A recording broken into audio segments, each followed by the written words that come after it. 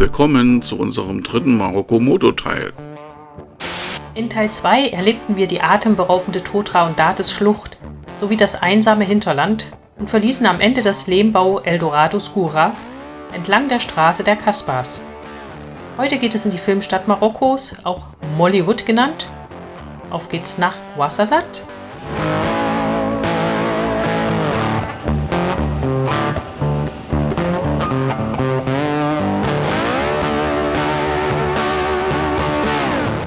Unterwegs fällt uns rechter Hand immer wieder ein seltsamer Turm auf. Alina ist sehr angetan davon. Vermutlich ist es nur der Elfenbeinturm der kindlichen Kaiserin aus Die unendliche Geschichte. Wir kommen auch nicht ran, scheint alles abgesperrt zu sein. Jetzt erinnere ich mich an eine Doku auf Arte. Natürlich, das ist der Noor-Komplex, das größte Solarkraftwerk dieses Planeten. Es liegt nordöstlich von Ouarzazate, unserem heutigen Tagesziel. Hier gibt es 330 Sonnentage im Jahr. Jeder der Sonnenspiegel ist so groß wie ein Tennisplatz und alle bündeln das Sonnenlicht auf den 250 Meter hohen Elfenbeinturm. Der Turm heizt sich tagsüber auf. Auf 400 Grad geschmolzenes Salz bringt Wasser zum Sieden, der Dampf treibt eine Turbine an. 2 Milliarden Euro Baukosten.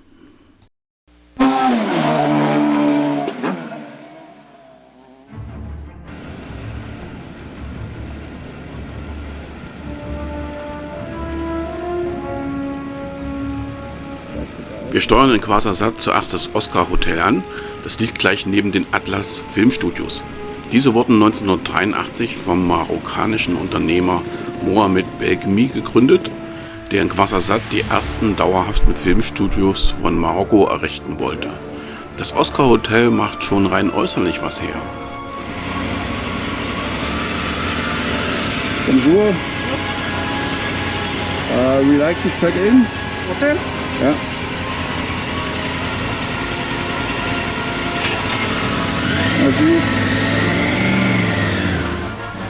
Hier kam ich 2018 nachts völlig fertig nach einer Durchquerung des Hohen Atlas an und bekam last minute die feudale Oscar Suite für schlappe 45 Euro. Die muss es nicht unbedingt sein, denn die kostet heute weit über 200 Euro. Auch mit einem normalen Zimmer kommen wir nicht unter 100 Euro und wir wollen ganze 3 Nächte bleiben und haben noch einige Wochen Reise und Kosten vor uns. Außerdem ist der Eintritt in die benachbarten Atlas Filmstudios nicht mehr gratis bei einer Übernachtung dabei. Schade. Na dann Plan B. Wir fahren zurück in die Stadt über den Fluss. Wir haben in einem normalen Viertel vor 10 Minuten in einem Gästehaus ein Zimmer gebucht. Aber das kleine familiengeführte Hotel muss man erst mal finden. Wir sahen vorhin nahe der Hauptstraße eine vollbesetzte Moschee, wo mindestens 200 Leute auf dem Vorplatz gebetet haben. Die meisten Männer kommen jetzt gerade vom Mittagsgebet zurück und uns entgegen. Ich schwärme aus, versuche das Hotel zu finden. Auf den Straßen liegt noch Bauschutt herum, vermutlich vom großen Erdbeben vor einigen Tagen.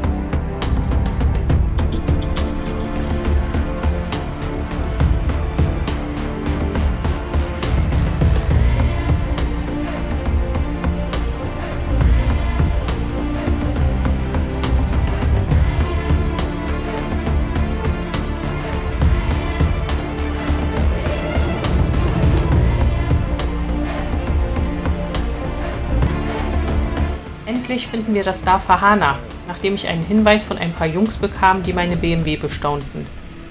Unsere nicht zu überhörenden Motoren machen das Klingeln überflüssig. Eine junge Frau, die sehr gutes Englisch spricht, öffnet uns und unsere Motorräder dürfen sogar in eine geflieste Garage ins Haus und müssen nicht in diesem Verschlag übernachten.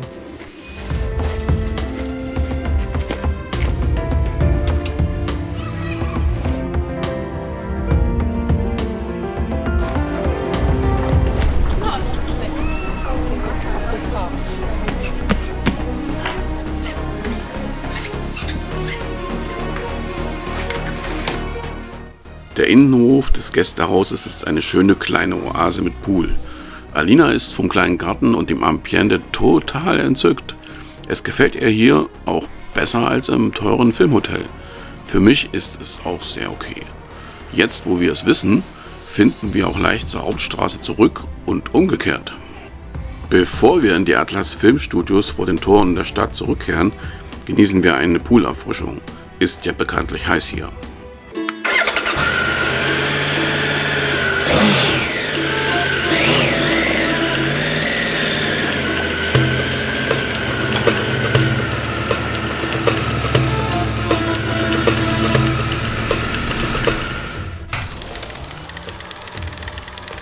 Was haben diese ganzen Filme gemeinsam?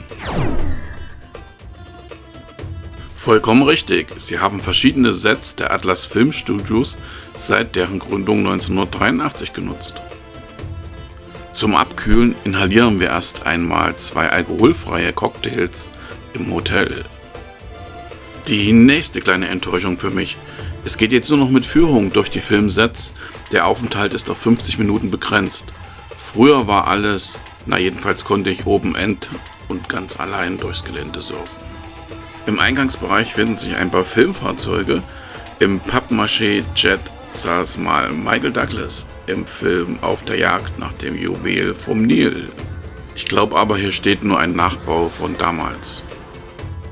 Das erste ägyptische Set ist immer noch sehr beeindruckend. Und siehe da, eine GS Klee Dorata ist auch anwesend.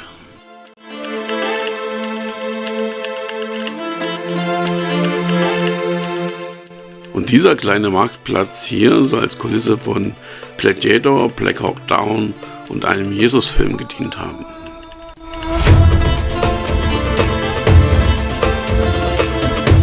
Die zweite ägyptische Kulisse geht noch, die dritte scheint gesperrt zu sein.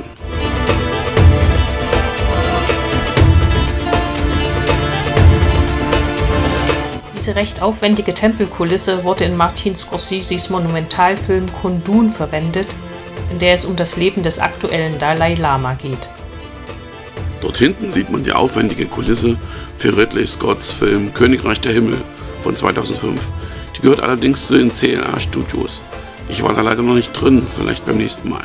Ouarzazate wurde von der französischen Kolonialverwaltung 1928 gegründet und war Garnisonsstadt der Fremdenlegion. Am Stadtrand liegt eine der eindrucksvollsten Kasbahs des Landes, die um 1910 herum von Tami el-Glaoui erbaute Kasbah Taouirt.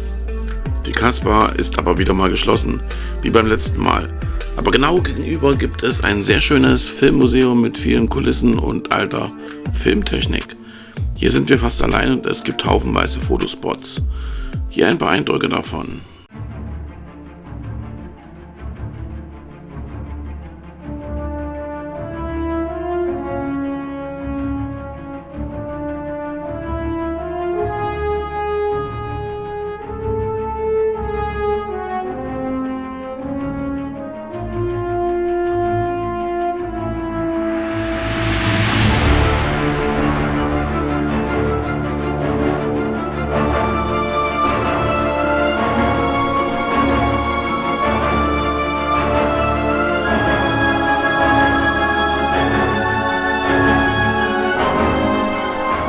Alina, geht doch mal zu der Mumie hin.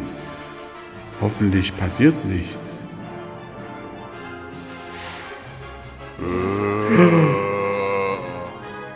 Es lebt. Vielleicht kommt die jetzt raus. Ich glaube, es ist Zeit zu gehen.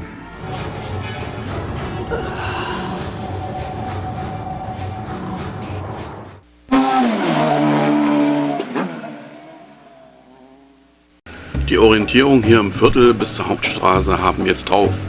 Wir durchqueren Ouarzazate und verlassen die Stadt ohne Navi in Richtung Marrakesch. Ich denke, ich kenne den Weg ganz gut. Irgendwann geht es nach rechts, ab nach Aït Ben Haddou.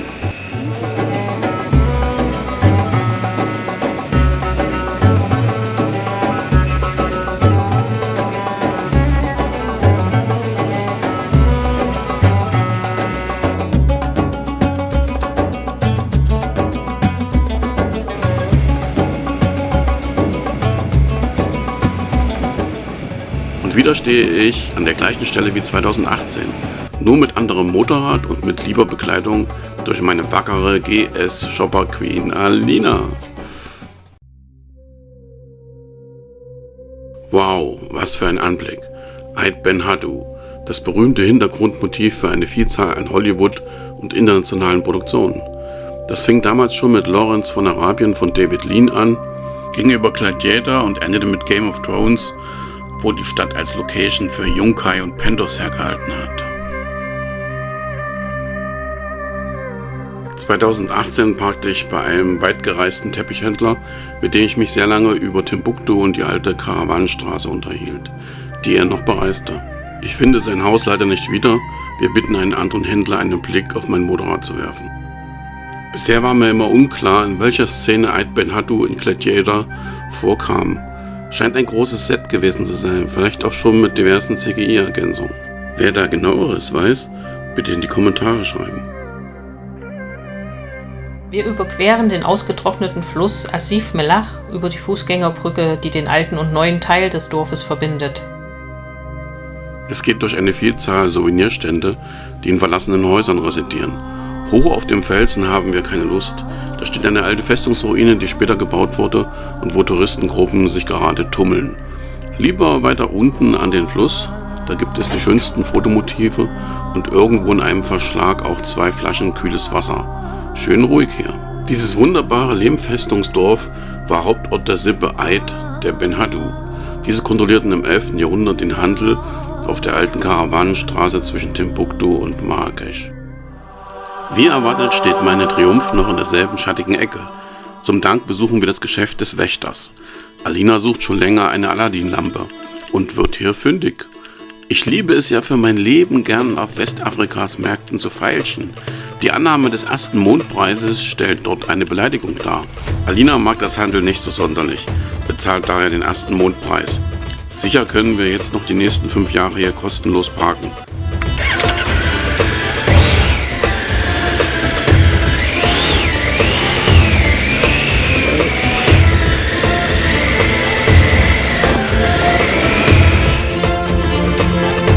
Auf dem Rückweg haben wir Hunger, kehren im Carrefour Supermarkt ein.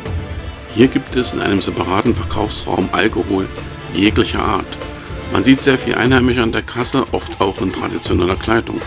Okay, Casablanca Bier kann man ja mal mitnehmen. Trinken wir später am Pool. Wir verabschieden uns von der netten Gastgeberfamilie, werden beim Beladen der Mototos beobachtet.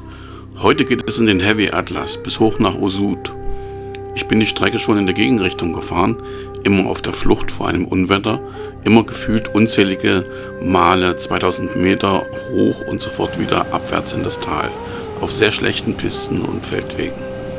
Ich befürchte, das ist nichts für Alina, aber die wackere Reisetante will es probieren. Wir tanken am Ortsrand, besorgen Wasser, fahren 10 Kilometer Richtung Skura und schlagen uns nach links in Richtung der nahen südlichen Ausläufer des Hohen Atlas. Und da ist er, mein magischer Elfenbeinturm. Ein Fotostopp ist jetzt wohl das Mindeste. Also so stelle ich mir Afghanistan vor. Alles nicht befestigt und sehr viele schöne Berge. Die Piste ist abenteuerlich ausgewaschen. Nichts trennt uns von den atemberaubenden Abgründen zu unserer Linken. Wenn man hier vom Wege abkommt, lieber nicht drüber nachdenken.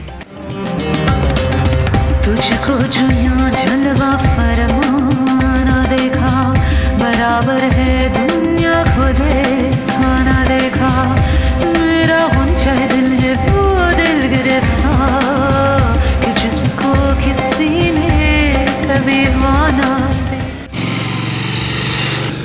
Aha, da war sie. Alina schlägt sich sehr wacker, die Straße ist für sie noch okay. Der Deal ist, wenn es zu schwierig für sie wird, dann kehren wir um.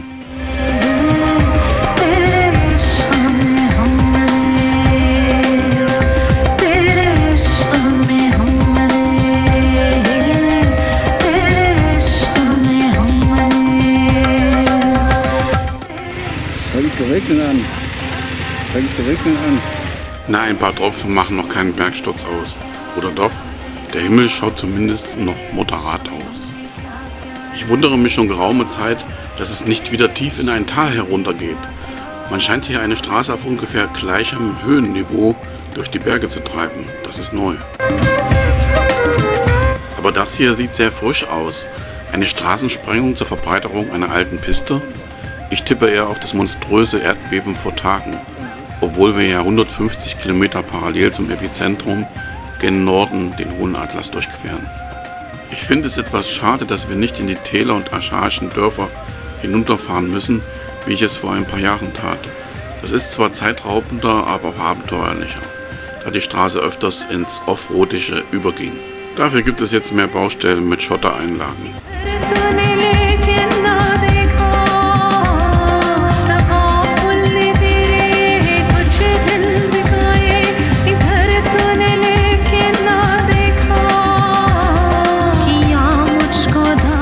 Wir sind zwar 150 bis 200 Kilometer östlich vom Epizentrum des verheerenden Erdbebens von letzter Woche entfernt, es scheint hier aber genug Schäden zu geben. Wir begegnen vielen nationalen Hilfsgütertransporten, die ihre Ladung auch am Straßenrand verteilen, wo die Bewohner der höher und tiefer gelegenen Dörfer schon auf Hilfe warten. An dieser Stelle wissen wir zunächst nicht, ob wir aufgrund der hohen Polizei- und Helferkonzentration überhaupt weiterkommen. Zumindest hält mich aber niemand auf. Alina wird mir später erzählen, dass sie einem Polizeiwagen ausweichen musste, in eine Senke manövrierte und da nicht mehr rauskam. Es dauerte nur einen Augenblick, da zog sie ein Polizist mitsamt der schweren GS ein Stück zurück und die Reisetante war wieder frei.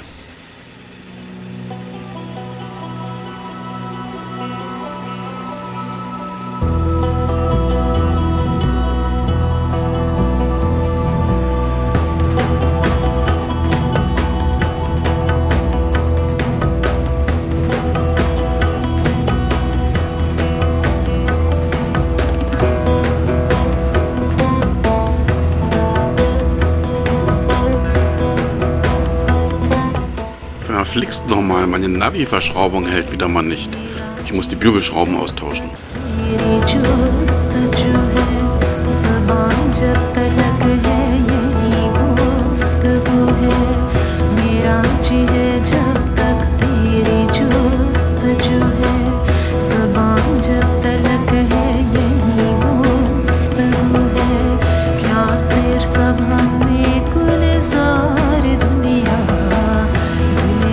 Ganz schön was los auf dieser halbfertigen Nationalstraße.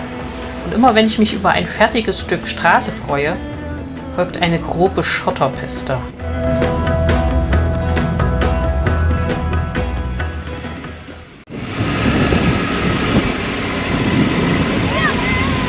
Hallo, ihr kleinen Zwerge. Wie geht's euch? Warum seid ihr nicht in der Schule? Achso, es ist Sonntag. Alles gut. Kinder mögen Motorradfahrer irgendwie. Man kommt sich zuweilen wie Teilnehmer einer berühmten Rallye vor. Moin.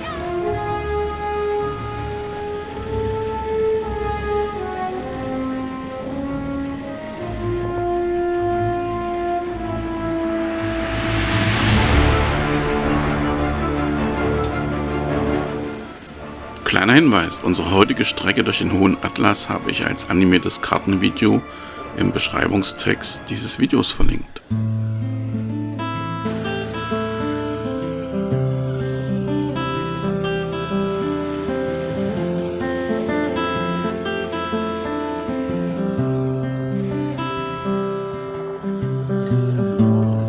All you know is all a lie, all caught up in paradise, running away from everything real, everything that hurts to feel.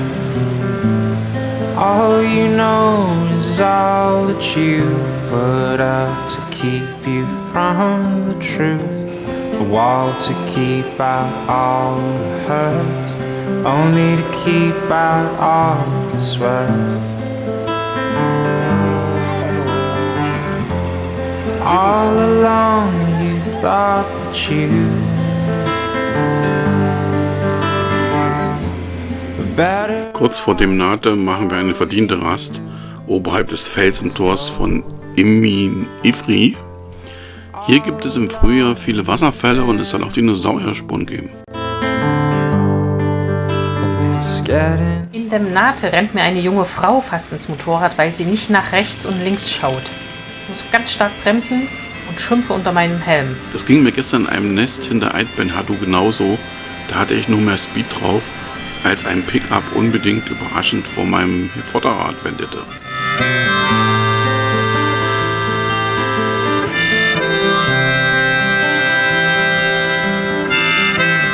Wir erreichen unser heutiges Ziel Osud, checken in einer unterwegs gebuchten, sehr preiswerten Pension ein. Sie liegt oberhalb des imposanten Wasserfalls, praktisch gegenüber. Ein wenig die Straße herunter und man hat von einem Felsen herab einen fantastischen Blick auf das fallende Wasser. of anything that might disturb the peace and cause. Wir checken zum Abendessen im benachbarten Edelhotel ein. 2018 wurde es noch gebaut. Jemand im Dorf erzählte mir damals, dass es eine weitere Residenz des Königs wird. Ich sehe kein Militär, keine Polizei. Beim Hotelpersonal nachgefragt. Das Hotel hat eine Frau bauen lassen, die im Dienste des Königs steht und aus Osud stammt. Die Geschichte macht schon eher Sinn. Wir essen hier zu Abend, haben wir schon am Hotel gespart. Sehr schön, die Terrasse mit Blick auf die gegenüberliegenden Fälle. Was soll ich sagen? Das war Teil 3 von Maroko Moto. Auch wenn es manchmal ein wenig dauert, bleibt uns treu, abonniert uns gern. Denn in Teil 4 geht es nach Marrakesch und an die Westküste, in einer der schönsten Städte Marokkos, und wir werden im berühmten Rix Café in Casablanca zu Gast sein. Vielen Dank für euer Interesse. Bleibt bitte neugierig. Tschö mit Ö.